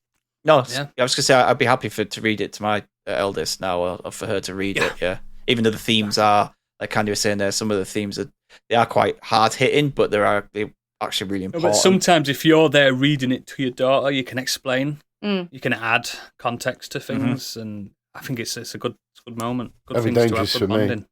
What happened there, Daddy? Shit kicked off. No, she's reading it to you. Yeah. Yeah, but just in terms of these novels, it is set, kind of 10 years after the Dark Materials. So we're now seeing Lyra in like adulthood, as she's been at the college and learning, her education and stuff, and then events have kind of led her out to go somewhere else. So now we're getting a completely different Lyra, like one that's a bit more, she was always kind of brash and fearless as a 12-year-old. So now as a 20-year-old, she can handle herself a lot better than a 12-year-old can. So it's interesting to see that different dynamic. But yeah, cool. I just really looking forward to the 3rd one. Whenever that comes out, because there is no set date for it yet. Never rush an author, a good author. I've always thought that. Yeah, you say that, but I'm still waiting on a lot of other novels to come out. Yeah. And hopefully they will be worth the wait, but I'm not sure whether for a 10-year one. Winds of Winter is going to be worth the wait. No, it's not. No, it's never going to live up to it. Crikey. It's never coming out. That man's going to die before that book comes out. Can you imagine that Yellow Pages advert? And which book are you looking for? Yes, it's George R. Martin. Yeah. So, Candy, what have you got? So, 3rd Doctor, in fact, we've spoken about this evening. Dr. Sleep. Dr. Sleep is the sequel to The Shining. Red rum. And what we'll be chatting about actually is the films rather than the book. So it's worth noting that while I have read the novel of The Shining, I haven't actually read Dr. Sleep. So actually, if any listeners... Don't like that novel. Well, if any listeners have read both and they've got opinions to add, then just please write in, because I'll be interested to know how important it is actually to read the Shining book. Yeah. It's just very different from the film, isn't it? I think that's what ruined it. I watched the film first. Which is weird. How does it differ? Massively. Yeah, really? I'll get into that, actually. Yeah, I'm going to in every aspect, really. Doesn't the hotel blow up in the book? Yeah. Yeah. So anyway, so The Shining film was released in 1980, famously directed by Stanley Kubrick and supposedly hated by Stephen King. It was his film after the moon landing, wasn't it? Oh, was it? Oh! Was it? Fuck. I'm in your camp. Never happened. I'm joking. It did. Anyways, so yeah, hated by Stephen King. Doctor Sleep was released in 2019, and it was directed by Mike Flanagan. So there's a gap of 39 years, 40 years almost. Mike Flanagan, by the way, if you're unfamiliar, he recently directed those TV shows, Midnight Mass and Haunting of Hill House as well. So he's Midnight Mass. I should check that out. Loads of really good horror director. So the plot, and this is taken from IMDb, reads: years following the events of The Shining, a now adult Dan Torrance must protect a young girl with similar powers from a cult known as the True Knot, who prey on children with powers to remain immortal. Years after the traumatizing events of the Overlook Hotel, Dan Torrance is now an alcoholic struggling to find a job. He moves to a small town in New Hampshire and becomes Dr. Sleep. He then meets Abra Stone, a teenager with the brightest shine he's ever seen. The shine being his psychic powers, so she's got the same psychic powers as he. When he learns that a cult of evil beings called the True Knot are chasing her with the intent to eat her shine, he does everything in his power to protect her, including returning to the Overlook. Now, for the majority of this film, if you missed the link to The Shining from the name Dan Torrance, you'd be forgiven for not realizing it's actually a sequel to The Shining. It could very easily be a standalone film. I'm not sure you'd even necessarily need to know the events of the original. You did in the book, because I've read both books, but I've not watched Doctor Sleep.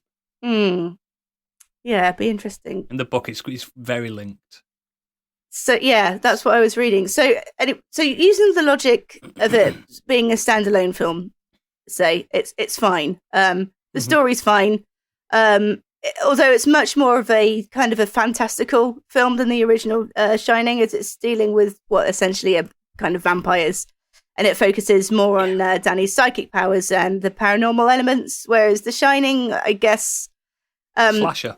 Well, in the film version, certainly it's more of a story of an alcoholic writer's descent into madness. I think in the book, the paranormal events are very, very real, but it's in the book, it's very much a haunted hotel. But definitely in the film, the argument could be made that it's all happening in Jack Torrance's head, I think. Yeah, I agree with that. That's right. That's what Stephen King's biggest beef with it. I figured that was probably the case. His whole omniverse or universe is everything's linked and everything's real. Yeah, so I can Shining understand was just why one-off thing, wasn't it? He didn't like it. So yeah, maybe that's why there was not crossed wires, but a misinterpretation, maybe. But curiously, like the final scenes of the film, Danny returns to the Overlook, and that's where the film falls apart for me a little bit. There's the scene where Danny's sitting at the bar of the hotel, famously that Jack Torrance was used to sit at, and the camera is kind of placed as if it's behind the bar, and there's a waiter in the foreground, so the waiter's got his back to the camera, and it's very obviously Jack Torrance. And the scene would have worked because obviously he's got the same hairstyle, he does the voice really well. Had the camera stayed behind him, I think the scene would have worked perfectly, but it's when the camera kind of pans round and you see his face and it's not Jack Nicholson. I can't understand why they made that CG decision. Jack Nicholson? No, it's not. It's just some guy with this kind of passing resemblance to him. And he's just... It's Johnny! He's completely irreplaceable, isn't he? There's no one that's on the same... Certainly on such an iconic role as well. He does a good job of mimicking his voice. It's just not Jack Torrance. So I think it would have worked a little bit better had they just left the camera behind. But Stanley Kubrick's directing style, it's unique. And while you can tell Mike Flanagan certainly made nods towards it, I think he kind of managed to rein it in a little bit to the point where it didn't look like a Wish version of Stanley Kubrick. I think that probably would have been an easy trap to fall into. Kubrick wasn't scared of long shots and Dutch angles and stuff like that, was he? There's so much that's so iconic about the way he films things, or film things. He likes to tip a camera upside down. Yeah. I'm also sure Flanagan probably didn't work the cast half to death, reshooting and reshooting and reshooting to get the right tension. You never know. I think there was possibly a bit of overuse and a overbearing heartbeat within the soundtrack. Other than that, it's fine. Ewan McGregor does a good job as Danny Torrance. I think Rebecca Ferguson is more standout. Is she in it? Yeah, she's playing the role of Rose, who's the leader of the Knots. Rose the Hat. Make sure Rose the Hat. Sorry, I apologise. Rose the Hat. the magical hat. Yeah, she's called Rose.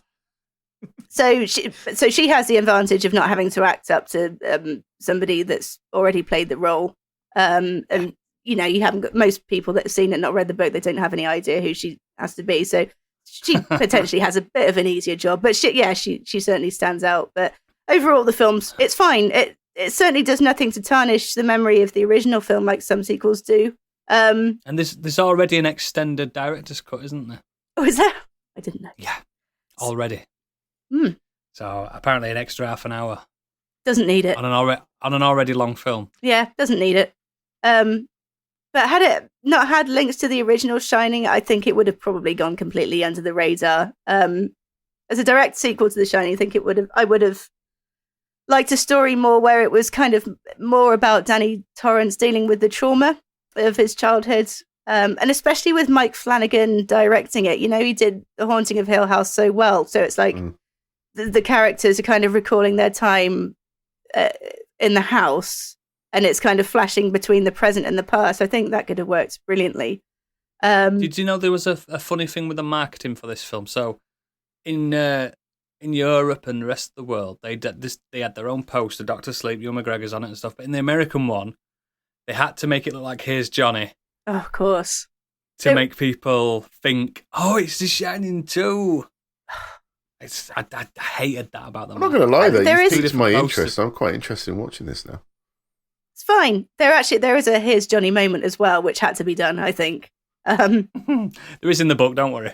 Oh, is there? It's not, because in the book it's not Here's Johnny, is it, precisely, but there is the scary smashing through the door and stuff, and there is in the Dr. Sleep book as well, kind of thing. Yeah. So Stephen King, what I just don't think that King needed to bother returning to this story whatsoever. I don't think it adds anything I like his to it. One-offs. And I really like his one-offs. I just found the film dull as fuck. In so much so that I was looking at my letterbox there, and I just put Dr. Sleep indeed. Oh, you little clever journalist. I was so bored by this film. Oh wow! I didn't find it. It was just fine. It was an evening gone. I'm not mad at Netflix. I'm not going to be demanding my money. I'm not going to be demanding my subscription back. But was it worth the 40-year wait? Not really. No. It's just fine. Yeah, one there that wasn't worth the wait, unfortunately. But you get them, don't you? Because sometimes they're just shit. Yeah, it's probably just like they knew that they would make money from it just with the links to The Shining. Yeah. Unfortunately, I think Stephen King's best writing is behind him. I can't think of any books in the last 10 years that I've really enjoyed. No. It's got another one coming out next Friday. Oh. Got a new film coming out. Firestorm or something, I think it's called. Firestarter. Firestarter. Oh, that's a good book. Really? That's a good book, though. That's a good book. Oh, it's got Zac Efron in it, hasn't it? The new film. I wonder if he takes his top off. Yeah, it's worth it. I forgot they were remaking That's the one about the girl that can she's got power. I mean, that's from the 1980s, isn't it? That's from the 1980s, so that was back in his Yeah, Firestarter's a good book. Yeah, it's not a new novel. Was fantastic in the movie. I was going to say it was Drew Barrymore, wasn't it? Yeah. In what? In the original movie, Drew Barrymore played the kid. She was awesome.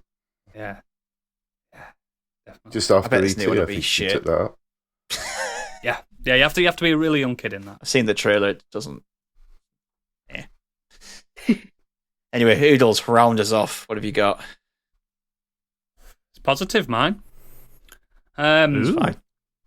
It's not going to be as long as everyone else's because I've talked about this ad nauseum, and I struggled with this topic, as you guys know.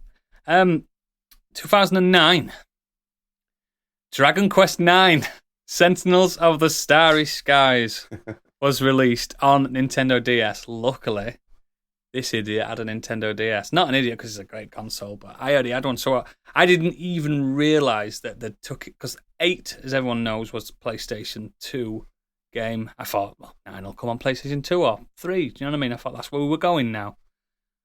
Square Enix RPG. You all know what Dragon Quest is now. God, even Stig's an expert on it. It's the greatest Japanese role-playing game series of all time. It's better than Final Fantasy, guys. Come on. It says wearing a Final Fantasy t-shirt. But yeah, Dragon Quest IX came out, and it was a good game. It's a typical Akihiro Hino game. He put a spin on it, because obviously the DS warranted short bursts, didn't it? Handheld games warrant short bursts. So what he did, instead of focusing too much on story, which the games do, he focused on the systems at play. He put a job system in that some of the other games had. So it was more about the gameplay and how you could min-max your party and stuff. Proper old school RPGs. You know what they're like. Nice little game. You played a little angel celestial thing, and you recruited your own party rather than there were set characters like we know and love from Dragon Quest games, because Dragon Quest games have excellent characters and stuff. With 9, you recruited your own. They were just hollow shells, basically, for you to turn into beautiful, beautiful party members. Then, 2012, Dragon Quest X came out on the Wii. But there's a big problem. You might think that's not a long gap. It released exclusively in Japan. And to this day, still exclusively in Japan. Broke my heart, that. One, I did have a Wii. You know I don't like the Wii, but I had one. Everyone had one. I think there was a Wii in every household at one point, wasn't there? Pretty much. Even the Queen had one. Yeah, a gold one. I never had one. Yeah. So You never had a Wii? No. The only Nintendo console I've ever had is a SNES. Oh, and a Game Boy Advance, that's it. And that's where you've gone wrong in life. But yeah, it came out, and obviously I seen it back in 2012. I was still reading magazines and stuff. And I was like, this looks really good. Because there were some good little RPGs on the Wii that didn't have stupid motion controls. And this was an MMORPG, and I wasn't that against multiplayer back then. So I'd have been all about that. You know what I mean? I'd have been up in its grill. But instead, no, we didn't get it. I had to wait till 2017. So an 8-year gap, which is huge for me in the grand scheme of Dragon Quest. We had some spin-offs here and there. For the greatest game that's ever been created, Dragon Quest XI, Echoes of an Elusive Age. Now, a few of us here have played that, and you kind of understand why I love it so much. Takeshi... It's the West Country accents. It's definitely that. Takeshi Uchikawa, just absolute hit on all cylinders. It's the sweetest, most lovely, incredible love letter to a golden era of the 90s.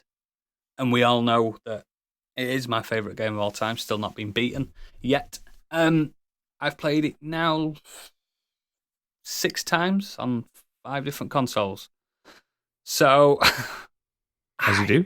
I fucking adore it. To the point where I was looking on eBay the other week to import the Japanese version on the 3DS version. The 3DS version of it? Yeah, it's all in 2D. Oh, so is that the 2D version that's stuck onto the S version? Yes, but it's all in Japanese. So, no, not doing it. But I want it. I still want it. It's just like Akira Toriyama. People don't like his art style. I love it. If you don't know who he is, guys, and you've not been listening to this podcast, Dragon Ball. He's a Dragon Ball guy. I was going to say the art is very Dragon Ball. He is the Dragon Ball guy. He deliberately makes characters look simple and eye-catching and very similar. In his words, it's part laziness but part familiarity. And you can just see it in everything he does. Every monster, every creature, every thing he does, you'll see it in some of his other work. The dragons look like dragons in Dragon Ball. Do you know what I mean? It's the character that everyone looks like Goku in some form. It's Goku with a wig on. But I find it endearing. I really like it. Yuji Horii, that's the difference with this is the writing in 11 in that gap. Obviously, 9 had no real. It had writing, it had narrative to it, but bare bones narrative. And 10 being an MMO, God no, I can't imagine it being super narrative heavy. I'm not an MMO guy. I don't really understand them. I don't know how some MMOs are pretty narrative heavy. Yeah, are they? Oh, well, like Final Fantasy 14 is very narrative heavy. I just started that today, and I don't know what's happening in the story. That's a normal experience. 1 for a Final Fantasy game, 2 for an MMO. I am completely lost, but it's fine. It's fine. You'll get there. Yeah. I'm getting there. It didn't cost me a penny. Thank God. But yeah, 11 just did so much straight away.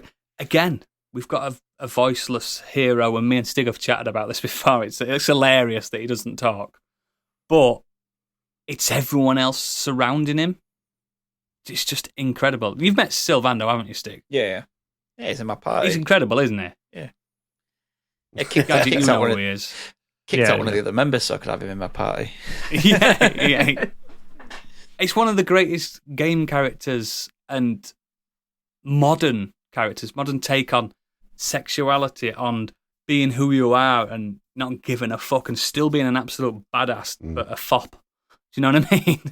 It's so like, for a Japanese developer to be that broad and that open about things, I think it's fantastic. And it's just a lovely game. I don't know how to describe it. The weight, people say, oh, was it worth it? I think because there technically wasn't a wait, because in Japan they weren't waiting. They won't go that long without a Dragon Quest game. It's an event when they bring out a Dragon Quest game over there. They have to close schools and stuff like that off. You know what I mean? It's their Disney. It's their big thing. And in my head, there is a wait for me, so I don't know if you're allowing me to count this, Stig, but it's a wait for me. And it was absolutely worth it. It blew me away. The merchandise as well over there is just insane. They've got Dragon Quest cafes, they've got Dragon Quest channel. They've got a channel. They've got a fucking channel which does Dragon Quest stuff. I live in the wrong country. I was born in the wrong country.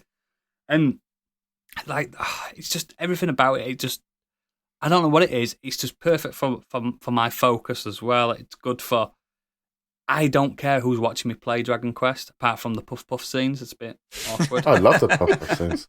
They're my favourite bit. I bet you do. I look for them everywhere in that game. Sometimes go back to the same everywhere one. in that game. Yeah, mate. There's a plot. There's a little side quest for that, so don't worry. There's a puff side quest for the best puff in the world. And I said puss then.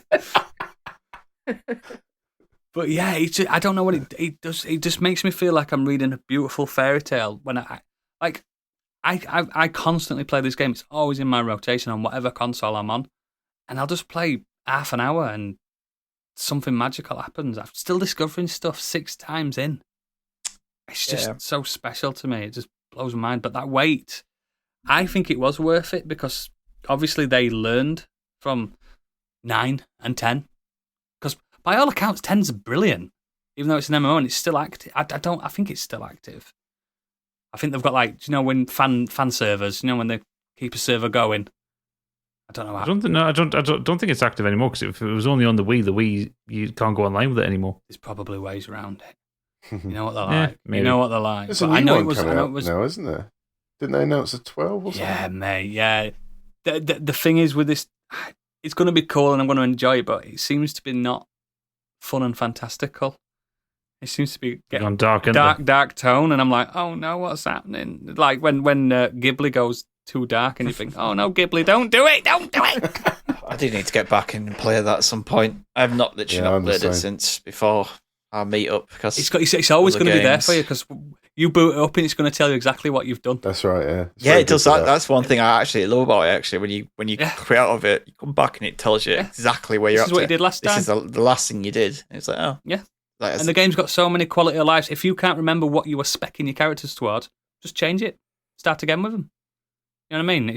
There's no barrier to entry at all in this game. It's just the perfect Japanese role-playing game. And if you don't like Japanese role-playing games, I still think you should give it a go. Well, I did. You find it, and you were going to surprise me with that one, weren't you? Yeah.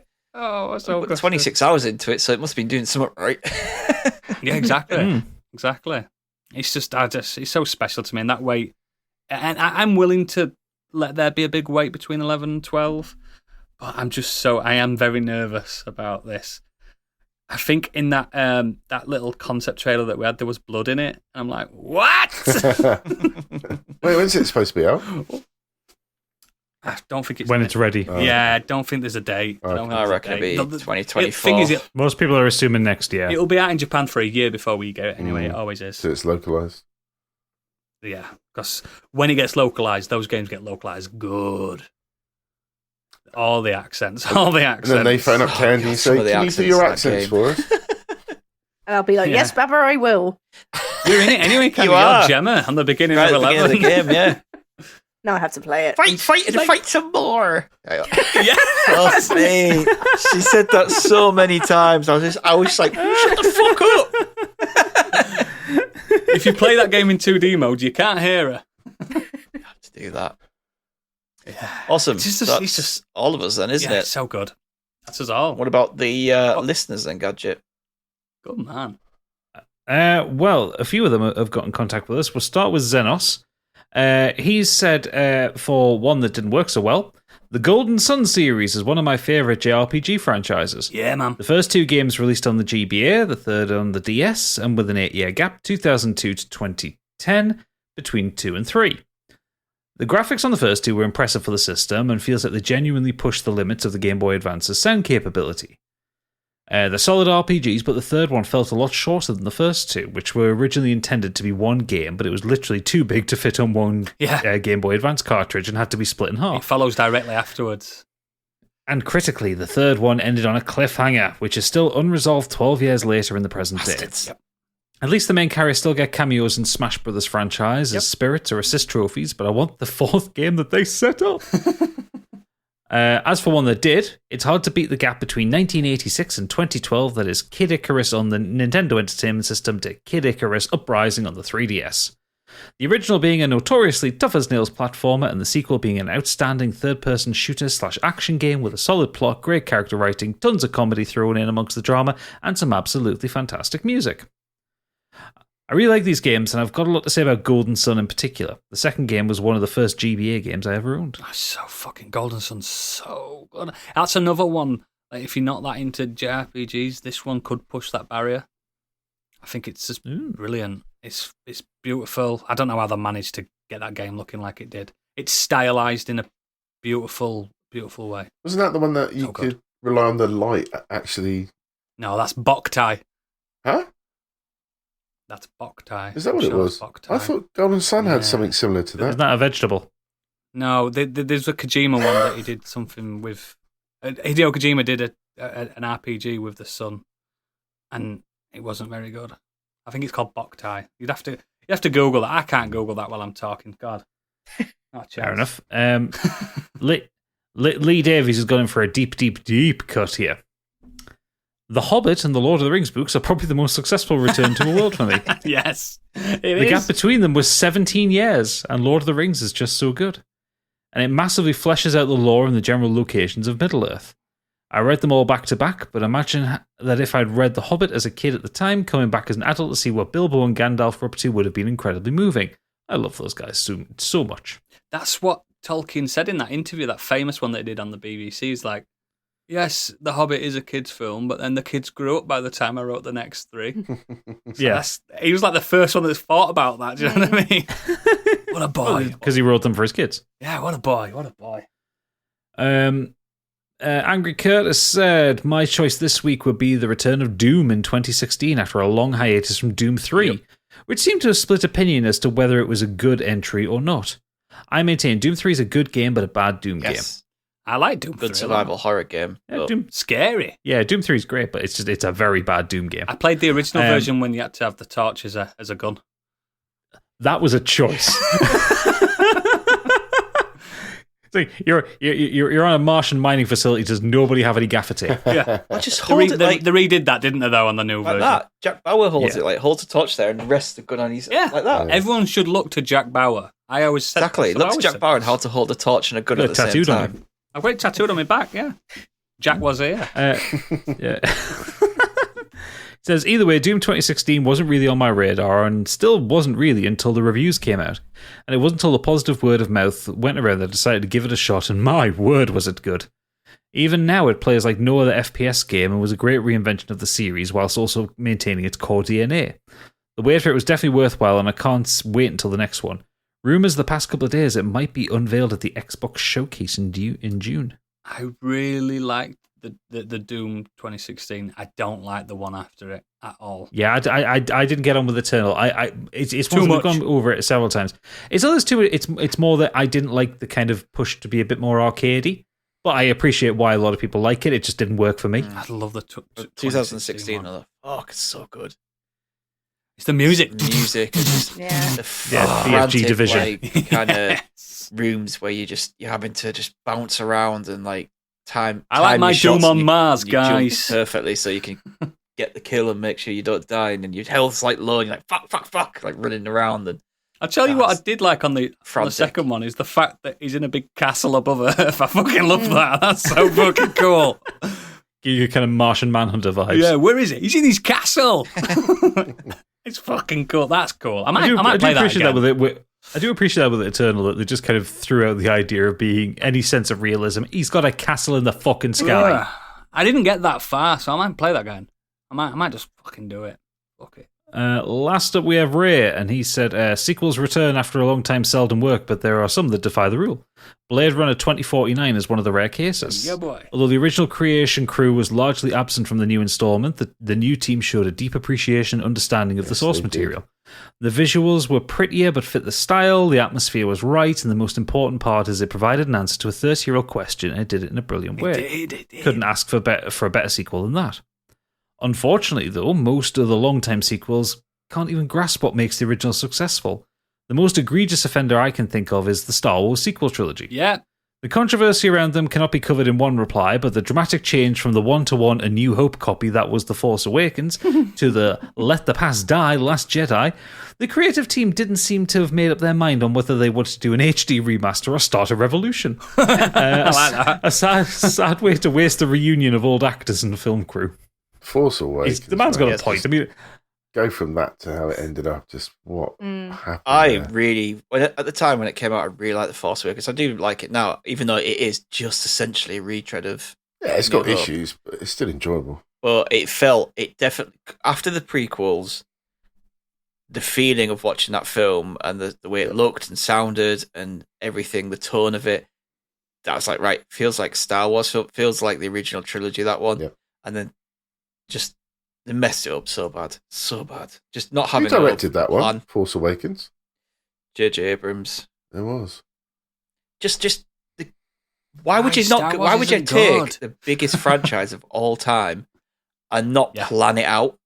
Why would you just go? That's that. You can see it though. You can see it not. What planned. fucking? Why would you not do that? Like it's ridiculous. I don't know what they were. And they've thinking. just sat, and because of that, Gareth Edwards that did the second one. No, it was Rian Johnson.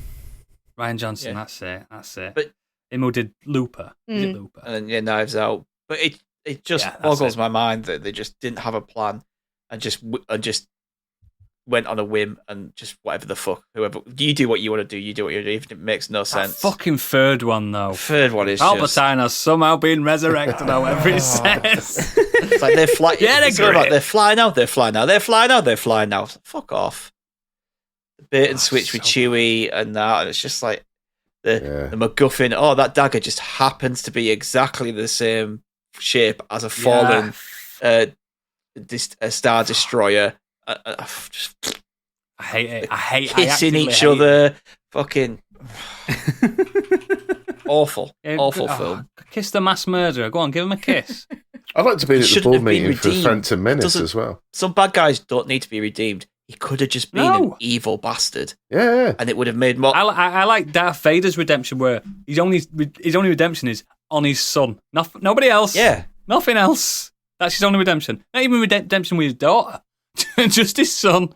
And that's Phantom Menace, when they go, act. Let's talk about the trade embargo. Everyone wants to see that.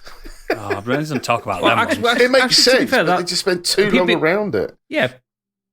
Well, no, but the whole point is, and I will. The Phantom Menace has a lot of problems. Are you going to sit and defend the Phantom Menace now? Am I hearing this correctly?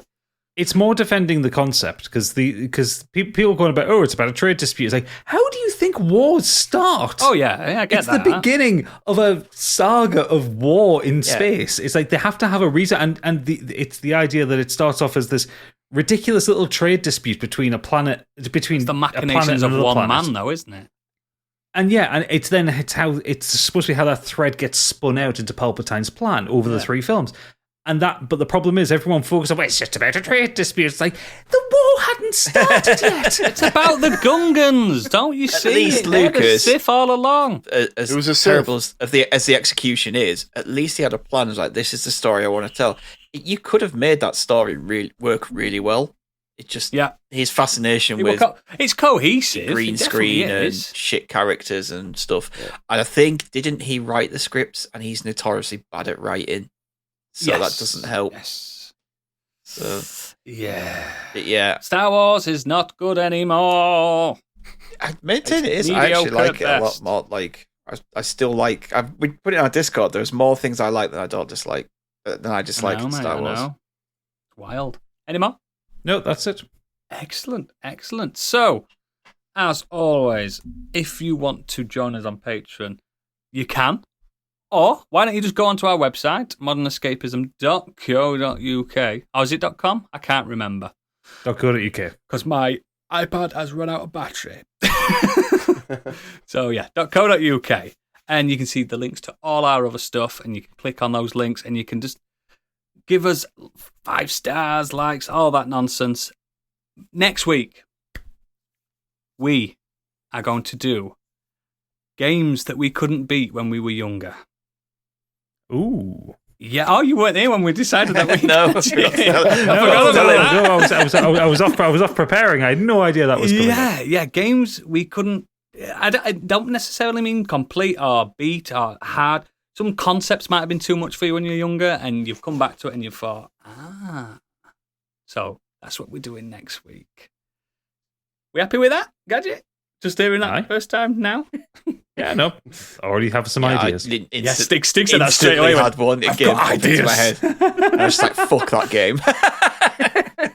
Sonic Game Gear. Candy said Sonic as well. So Sonic 1, 2, 3. So yes, listeners, get those things in. You remember when you were kids. Make us feel old as well if you're not that old. Like, I couldn't beat Grand Theft Auto San Andreas when I was 6. Make me feel old. Do you know what I mean? If you want to do that, you can. Choice. So, you weren't 6 then. You were fucking 46. So, patrons, meet in the green room. We've got a new segment in there for you as well. Oh, it's going to be lovely. But for everyone else, thank you for listening. We will see you next time. Good night. Bye.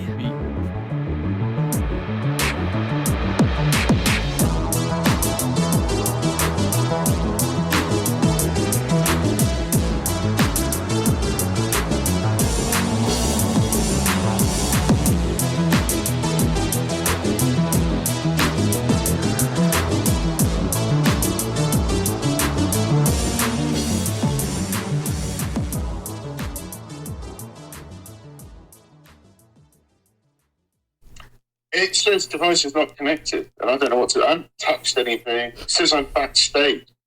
Well, I can't put you in because it says device is not connected on our end. Can you try restarting your computer? What a dingbat. So we're going to have to resync our local audio then. Why, is everyone... Did they kill your audacity? It's gone. Oh, no! Biggie! Is he pressing somewhere? Is he pressing somewhere? I don't know. That last one was actually my fault. I hit the wrong page. Yeah. You closed the browser. I may have. You may have. You may have.